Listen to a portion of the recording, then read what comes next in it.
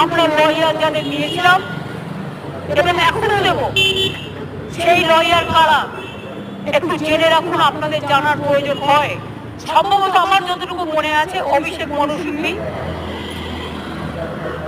ছাত্রদের হয়ে লড়েছে। যাই হোক, তোমাদের সাপোর্ট দিয়েছি আমরা, হেল্পিং হ্যান্ড।